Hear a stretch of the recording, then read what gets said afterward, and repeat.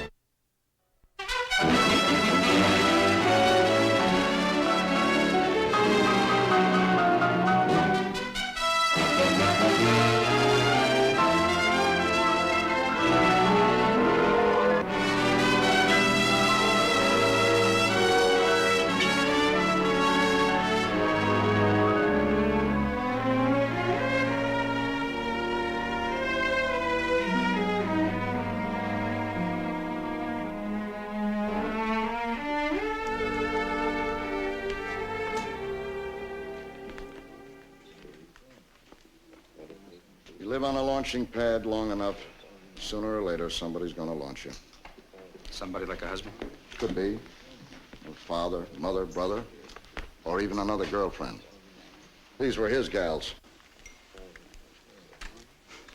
I wonder if he thought he had enough. It was one too many. Get that statted and keep a set for yourself. Right. Now, these girls are all yours. Yours and Frank's. As far as I'm concerned, they're all guilty. Until you prove them innocent. What about the 45 ejects? What about it? What girl's gonna fire a 45, Mike? Smart girl? Why not? We're covered, Mike. Bedroom? Every angle. Get me a set by morning. That front door opens into the right, not to the left. 3 entry, 3 exit. Jack, ballistics got all 3 of them. The girl, 2. Got them both in the 5 jackets they came in. Looks like a one-gun job, eh? Mm-hmm. How about the smudging and tattooing? These aren't contact wounds, Mike. The killer stood back and made every shot count. Pretty good shooting. Too good. I looked everywhere, Mike. I can't find it. A woman never goes out without a purse. Maybe somebody took it. What's a little robbery after a double-header like this? Robbery isn't in the picture at all. Harlow's got enough lying around upstairs they would have taken instead. $2 grand in a dresser drawer. Don't figure. Well, you just got time to make the last show at the new International Club. Felicia Reynolds. Who? Harlow's current #1 gal. Oh. Don't you read the columns? Come on. I usually have time. Chuck, Go out and bring in the guy that heard the shots. Oh, here it is. Felicia Reynolds. It's a plaza number.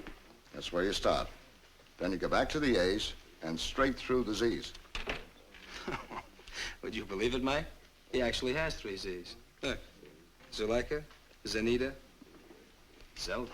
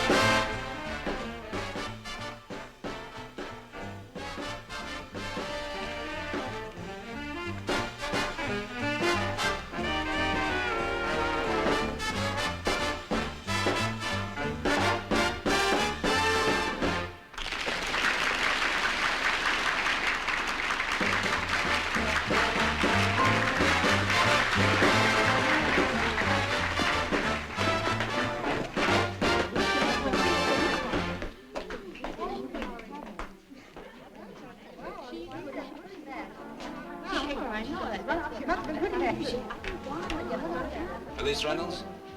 Miss Reynolds? Oh, they get bolder every night. How'd you get past Harry? Yeah. Oh, I never fight with City Hall. Come on in and close the door. I think you might find it a little more comfortable out here. Oh, this may sound like a corny line, but I've got nothing to hide. Anyway, the girls would never forgive me if they missed all the gossip. Okay. This might prove a little more embarrassing to you than it will to us. Make me blush. Which one of you had supper with her tonight between shows? Look, I love them all dearly, but one thing a girl does not do is have supper with another girl. Miss Reynolds, let's take a point in time, huh? Say 11 o'clock. Where were you between 11 and 11:10 this evening? I had some business. Where and with whom? That's my business. It's ours now. Look, I had a drink with a friend. End of statement. Over and out. Good night, Joe.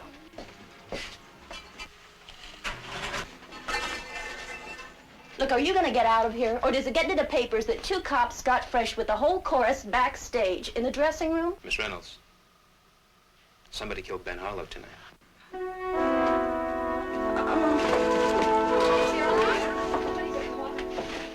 Some water.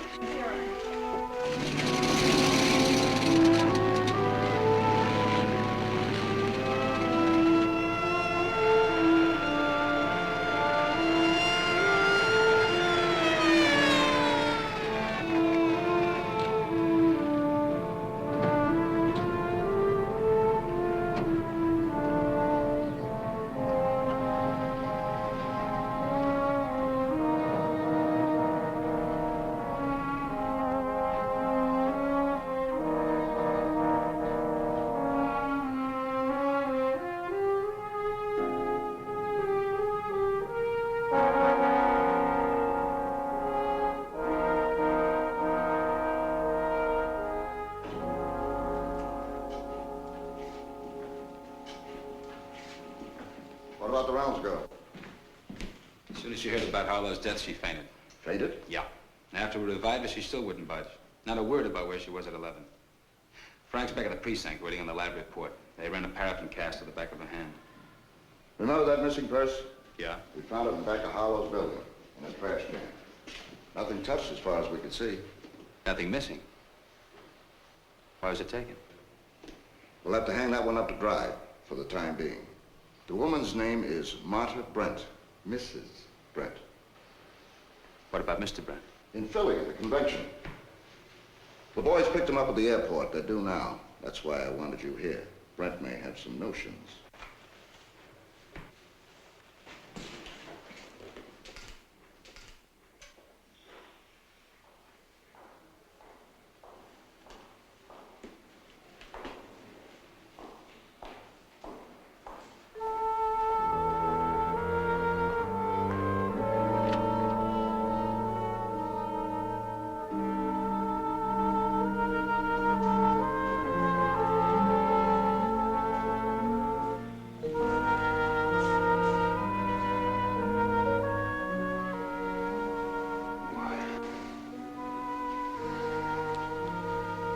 Why? Hadn't you better make sure?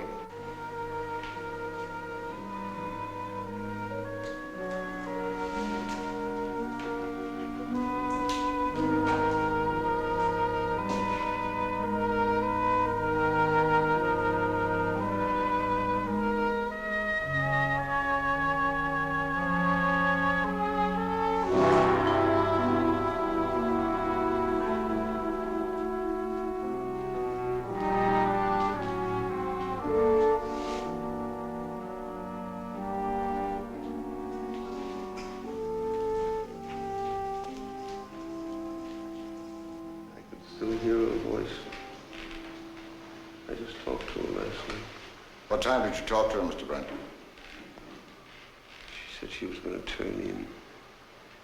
I told her I'd be home on Friday. That's when the convention's over. What time did you talk to her? It was 10. It was just 10 because George said that. George? George Silver, he handles the Southern Territory. George said, Schnook, he said, nobody calls home at 10 o'clock. The smart money waits till 2 or 3 in the morning. You get it? That way you can... I felt like I wanted to belt him. That he'd been drinking.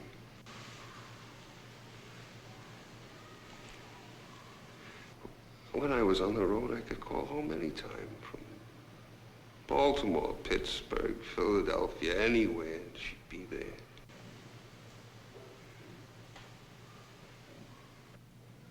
Who was he? This guy Harlow. Rich, good looking. Plenty of time for playing around. Somebody finally hung a bell on him. Too bad Mrs. Brent had to be there when it started tolling. That's all, Mr. Brent. One of my men will take you home. Home?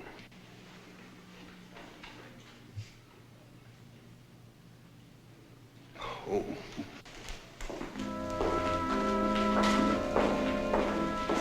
Well, Silver, Billy, 10 o'clock, check it.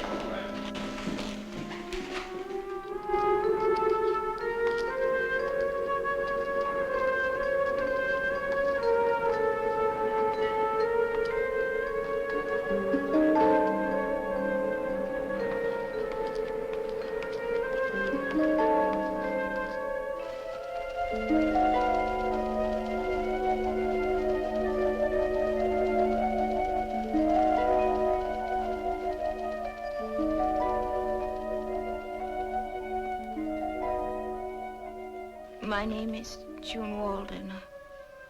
I want to talk to somebody about a murder. 2 murders, actually. A man and a woman. His name was Ben Harlow. She was Mrs. Marta Brent.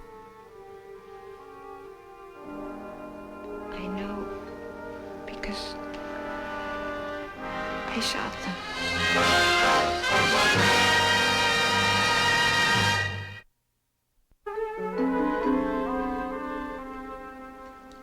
Frank, you sure she wasn't in the squad room? You sure she didn't see any of those photographs on the board? As soon as the sergeant called, I went right down and listened to her story. Brought her up to your office, Mike. You walked in. She's never been in the squad room, and that's for sure.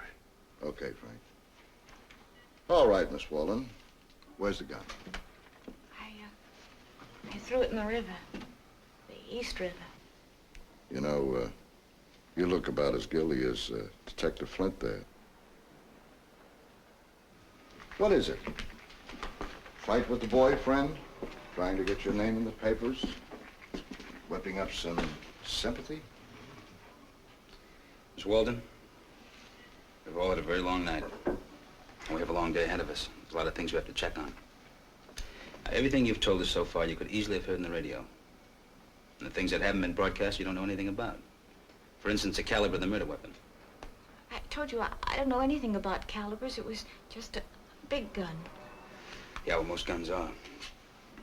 Then we asked you about the purse, the lady's purse. You said you didn't remember having seen it even. I just can't seem to remember that part. Young lady, the next time you go into a police station and try to convince people that There were 5 shots fired. I shot them 5 times. Him 3 and her 2. Ben came down the stairs from the bedroom. He opened the door, and I shot him. I came in, and he fell down. He tried to crawl away, and then I felt my finger pull, and I heard the second shot. Then everything seemed like 10 million miles away. Ben seemed as small as a star, and I shot him again. She stood up there on the balcony, and I brought her down, too.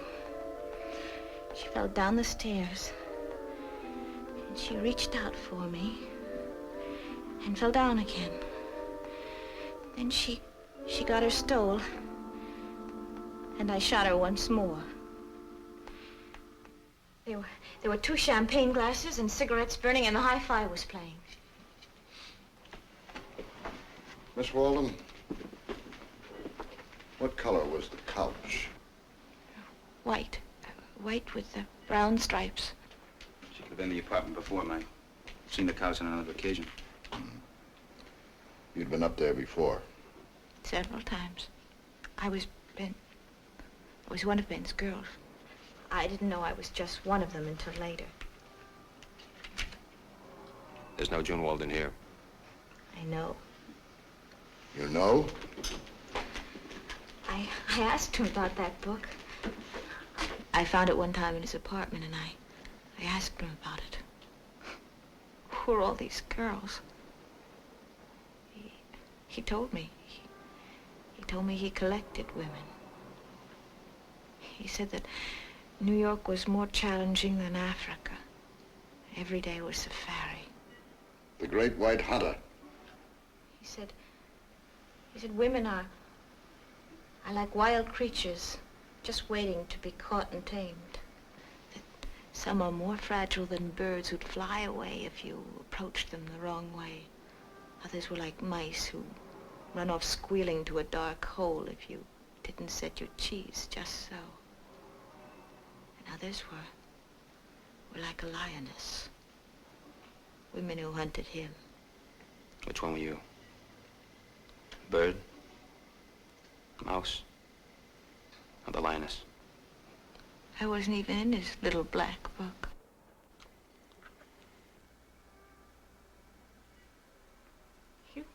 You still don't believe me, do you? Don't you want to solve this case? Miss Walden, regardless of what you read in the newspapers or see in the movies, we don't always enjoy our job. And we don't always enjoy finding the Ben Harlows of the world, or going into an apartment as we did last night. And most of all, we don't enjoy someone like you coming in here and telling us you're guilty. It doesn't give us a sense of triumph, you know. Would you like some coffee? Please. Frank! Yeah. Frank, I want you to get me a stenotypist. Miss Walden wants to make a full confession. Oh, wait a minute, Mike. Hold it a second.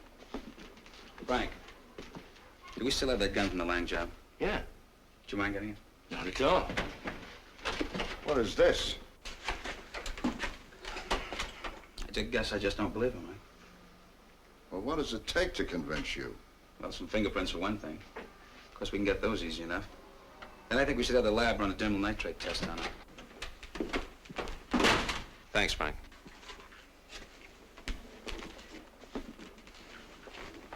Miss Walden, I want you to fire this gun. In here? Well, you didn't seem to mind shooting up Harlow's apartment last night. Go ahead. Fire it.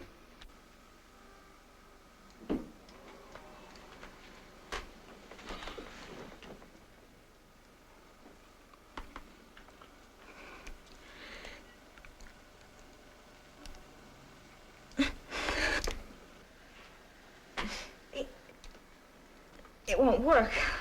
Oh. But that is the kind of a gun you used, huh? No, it wasn't this heavy. Maybe it was this type. Cylinder. There's a little roller on it. Yes, it had a roller like that, only it was longer. Uh-huh.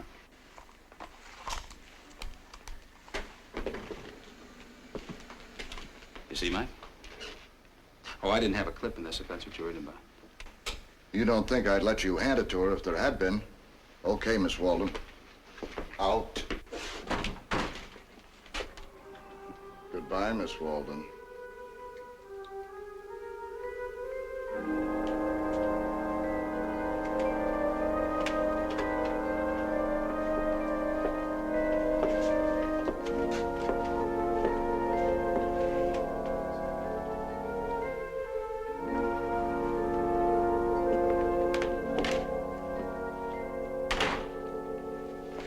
Somebody want to try to explain Miss June Walden to me?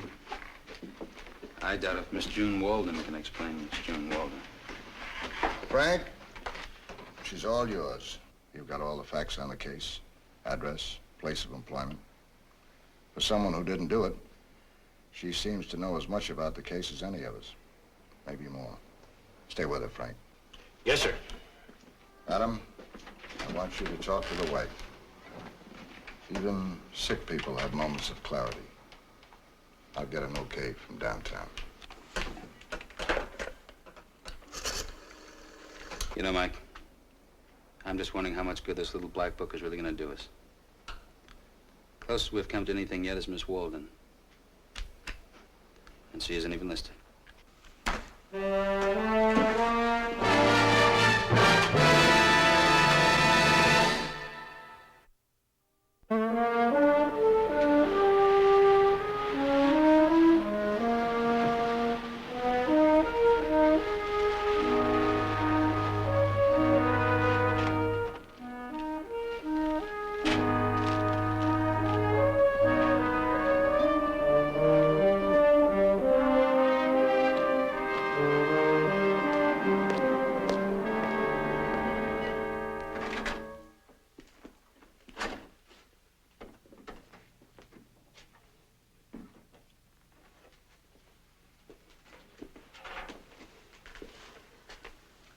Lillian?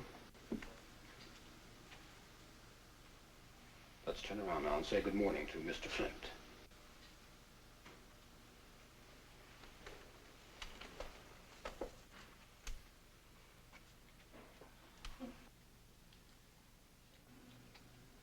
Good morning, Mr. Flint.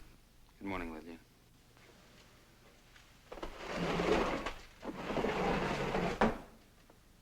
All right, Lillian. You may sit down now.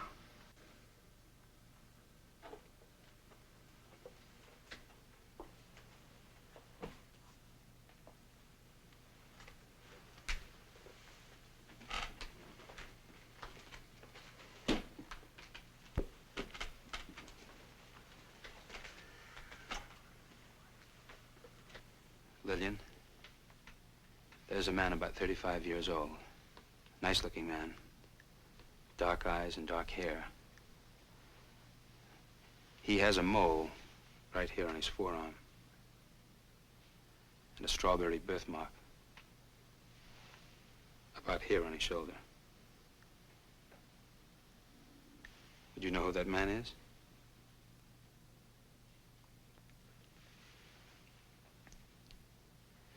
He wears silk shirts with red initials right here. The same initials are on his handkerchiefs. Can you guess what those initials are?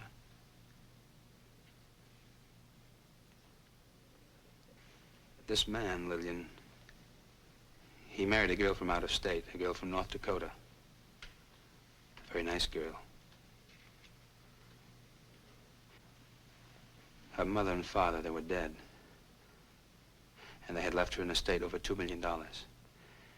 After this man married the girl and got her money, he didn't want the girl anymore. And so he frightened her. He let her believe he was going to hurt her. Lillian, may I hold your hand?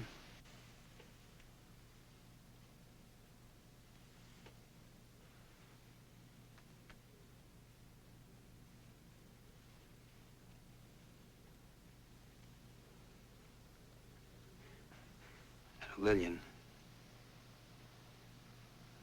what would you do with a man like this? Hide. I'd run away. And I'd hide. Suppose I told you that someone might punish this man, and then he couldn't hurt anyone anymore. But who could punish him? Lillian, suppose I tell you the name of this man, and then you can think, and then maybe you can tell me who might punish him. No. Lillian? No! Who is it that might punish him? Finish, Mr. Flint. Say what you have to say. Lillian? Ben Hollow is dead, Lillian. He's dead and gone forever.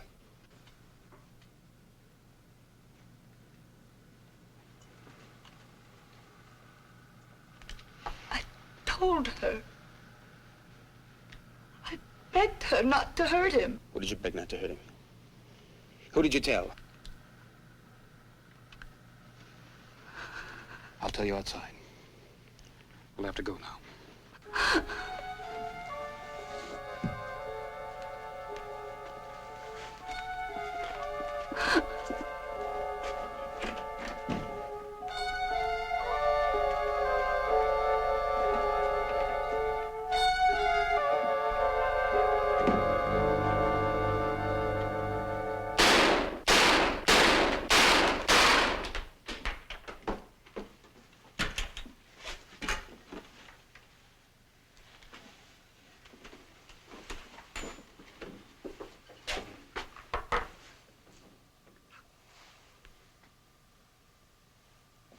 Same grandma. Are you sure she's home? I know she's here. I followed her home from work. Frank, you know, it might be better if I see her alone. Okay.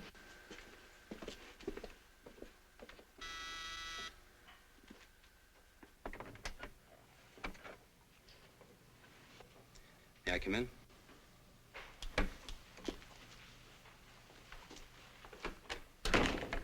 I just left the hospital. I saw Hollow's wife. They told me someone else had been in to see her about a week ago. You told the doctor you were his sister. I didn't want to upset her. I just had to find out what he'd done to her. I had to be sure. Why?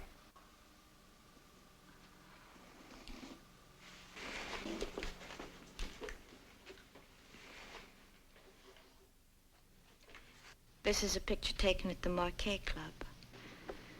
I'd never been there before.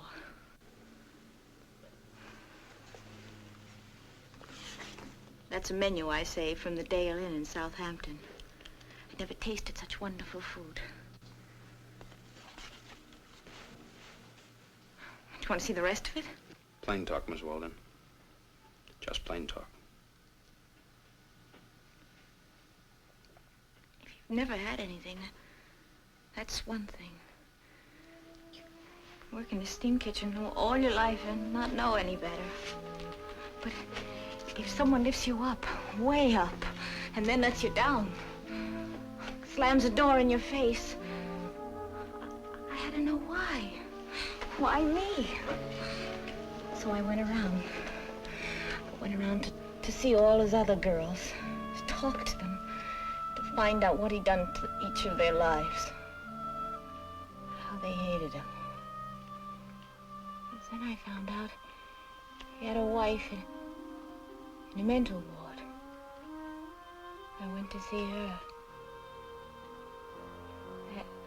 That's when I knew.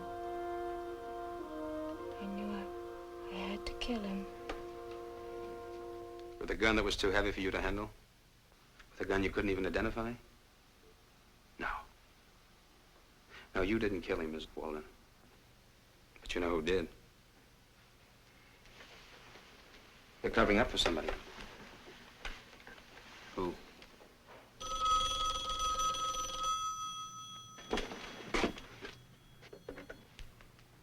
Hello? Adam? Yes, Mike, this is Adam. Take this down. The name is Meredith Linus III. Just a minute. Yeah. Suites A and B, Sun Deck, on the Liberté. Yeah, sailing in 23 minutes. 23 minutes. Mm-hmm. Pick 'em up and bring 'em in. But Mike, how does all this tie in? We got the murder gun. Yeah. Where did you find it? A gravity pit worker spotted it in the destructor plant on the west side, 56th Street. Saw it just as it was going into the oven. And it's registered to this guy, Linus. Linus, yeah. Now look at him. I want you and Frank to handle him gently. He's got connections. And money he hasn't counted. And if he murdered Harlow, we'll nail him. Right.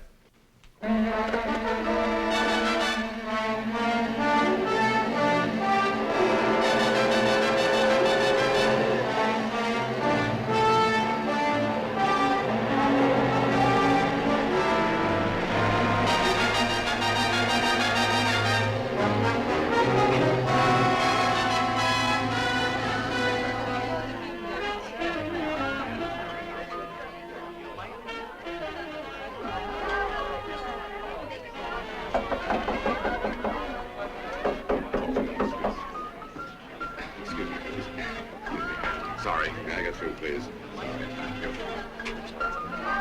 You, Mr. Linus? Yes. Well, come in, gentlemen, come in. Do you have another room in the suite? Oh, yes. We'd like to talk to you. Maybe we better go in there and be quieter. Very well, gentlemen. Follow me. Oh, Freddie, keep your glasses filled. I'll be right back. Well, Kathy, why don't you join the guests? They've been asking for you. They'll all be leaving in a few minutes anyway. Oh, okay, Daddy. We'd rather have a stay. See, this concerns both of you. Miss Linus, last night we found a notebook. It had your name in it. It said Kathy Linus, Plaza 52598. That is your number, isn't it? Yes. It wasn't so much a notebook, it was more of a little black book. Belonged to a man that made headlines this morning.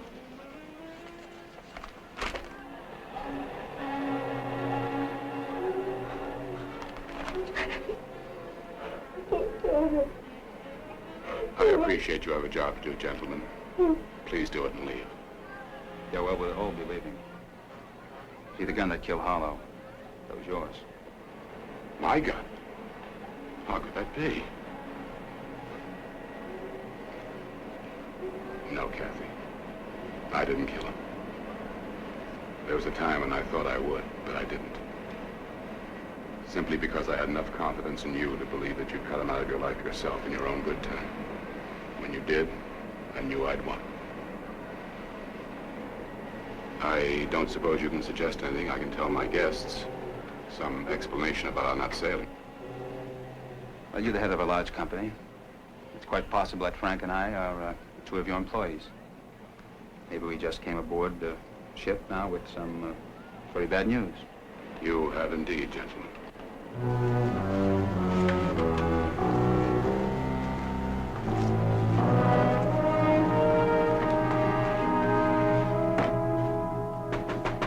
Come in. I'm not asleep, but my blood is. Mike is a fellow. It hasn't been getting to my brain for the last couple hours. You know, when you're past 50, you feel about as strong as a daddy longlegs when you haven't had any sleep for, say, when was the last time anybody had any sleep around here? Mike, there's a man downstairs I think you ought to have a talk with. You know, to tell you the truth, even though it leaves us with a busted flush, I'm kind of glad Linus cleared himself. And the kid is, too. He must be just about catching that boat now. Great inventions, those helicopters. That's what I want to talk to you about, Mike.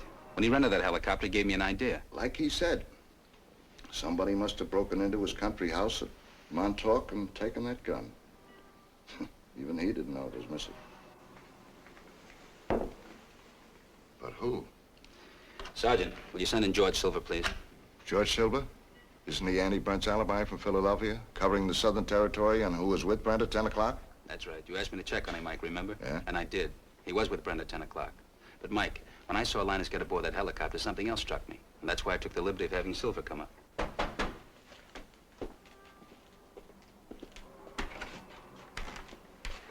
Mr. Silver, this is Detective Lieutenant Parker. Have a seat. Greatest gadget since the telephone. Transistor, radio, glasses. They put it right there at the temple. York's one touchdown behind. Fourth quarter. Mr. Silver, you tell the lieutenant just what you told me, huh? About Andy? Yeah. It's nothing, but your boy here got pretty well worked up when I said it. Look, Andy's a pal of mine, see? You asked me a question, and I'm a boy that gives a straight answer. You said, was I with him at 10 last night in the bar at Long's Hotel in Philly? I say, yeah, I was with him. Oh, no, they fumbled.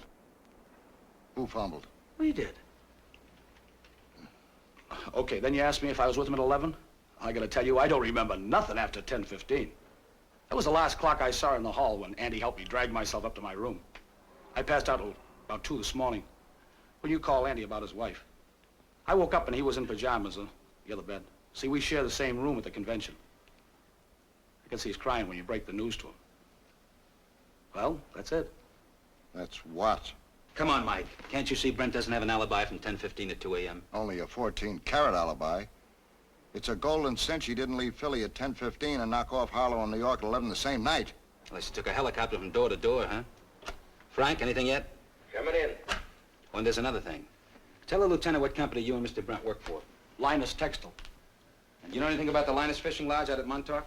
Why not? We always have our annual company parties up there. Great place to get away from things. And when was the last party? Just before the convention. We have the party and then the convention.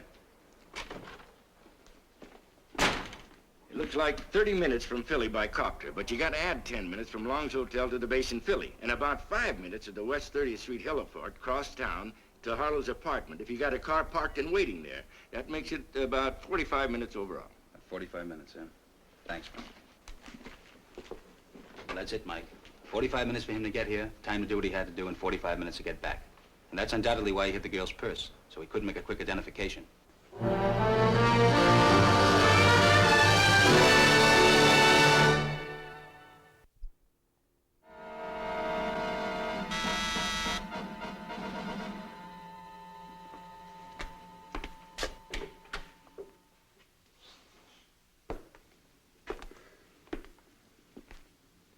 Close the door, Mr. Brent, please.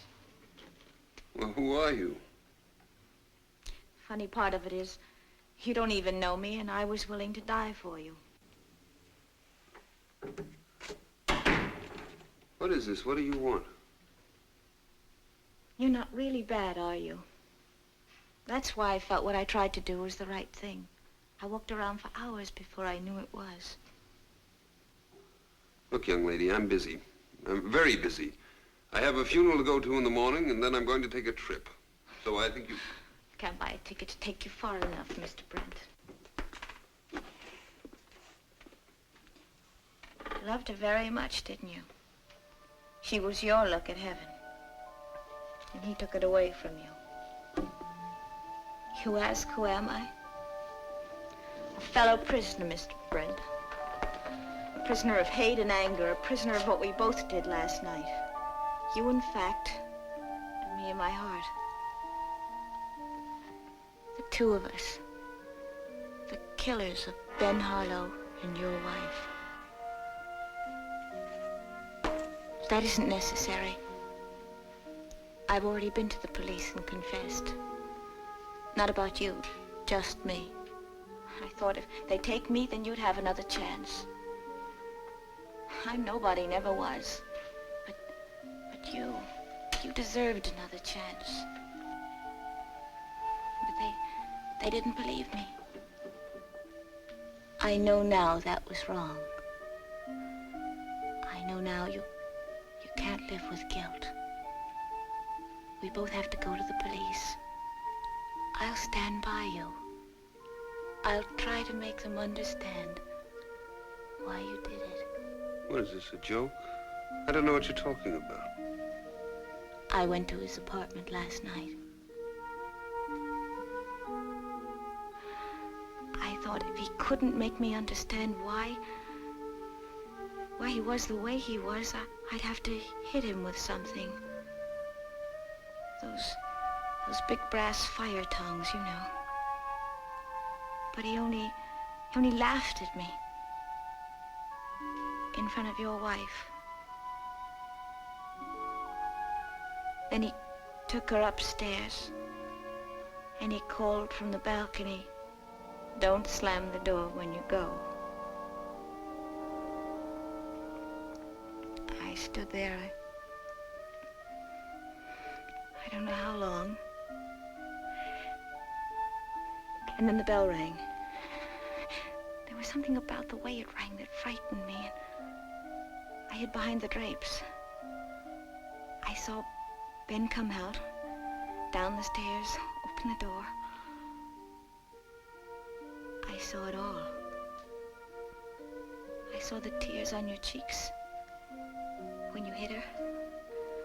Your hand shook when you saw her fall. And she held the fur out to you. She wanted that fur more than anything else in the world.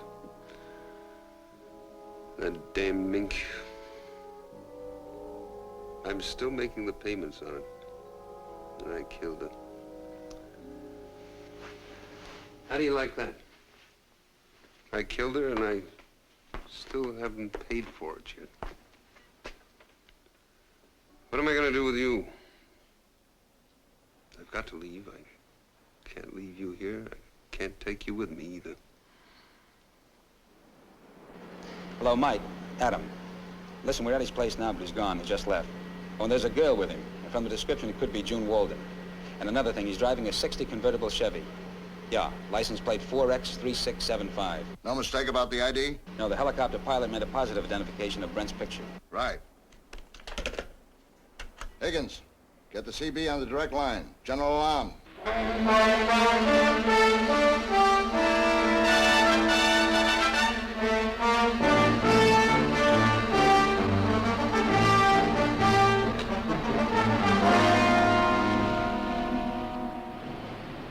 All my life, I just missed. Always one step short of success. Not so much a failure as a non-success. You can learn to live with failure, most people do. It's a lot rougher living with non-success.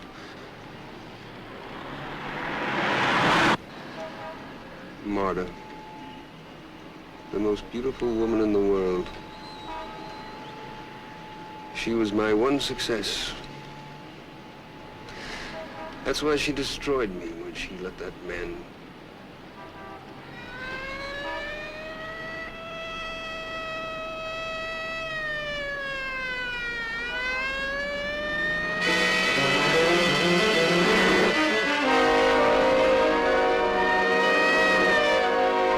Car 19 to Central K. Proceed, Car 19. Response to signal 31. Blue Chevrolet convertible, license 4X3675. Moving north 1st Avenue at 39th Street. Traveling high speed. Turning at 42nd Street. Let's get over there, friend.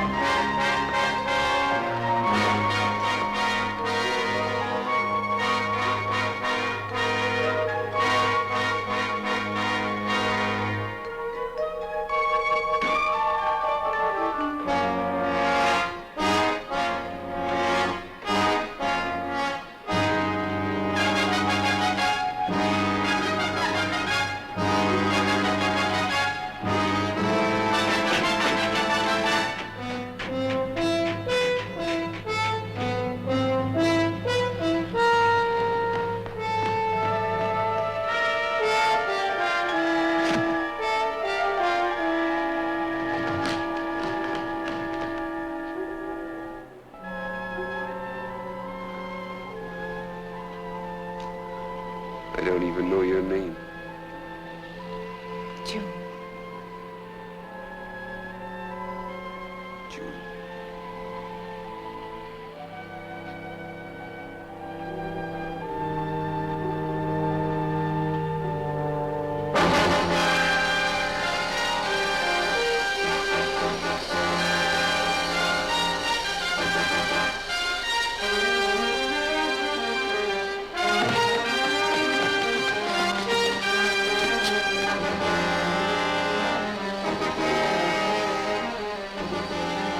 Frank, stay with him.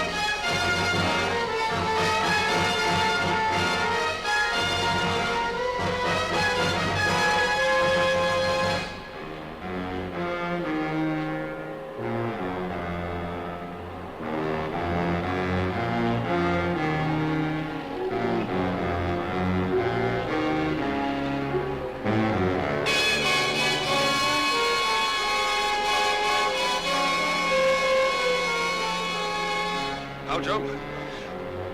I'll jump. Don't give any farther. I'll jump. I'm not kidding.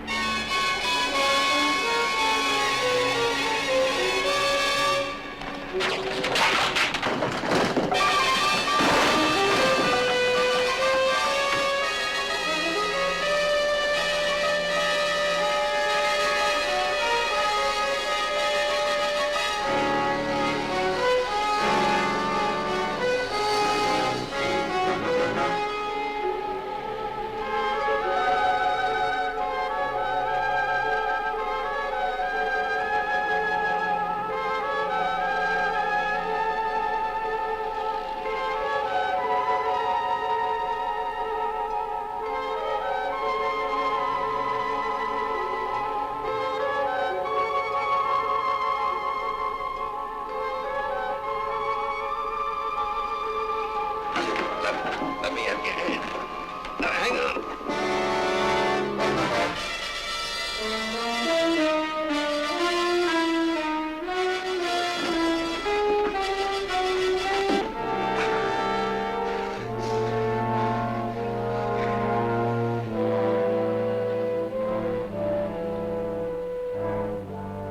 Two men, Adam Flint, Andrew Bates. Closer at this moment than blood brothers, yet separated forever by a moment in time. And 5 shots from a Colt automatic. Andrew Bates is not simply good or bad, but something else. Something in between. A changing residue of the scars left by every passing moment, every single experience. For all men are no more than the sum of their time, and at any point within it are merely the subtotal of a succession of heartbeats.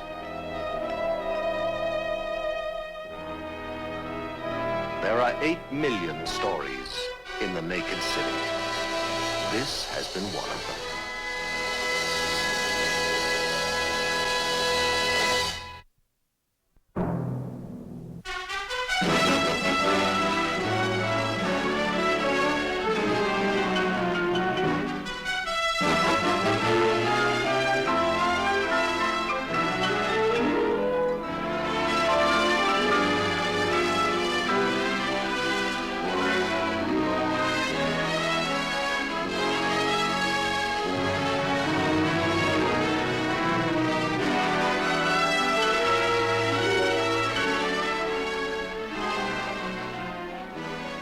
This has been a Screen Gems film presentation from Columbia Pictures, produced by Herbert B. Leonard.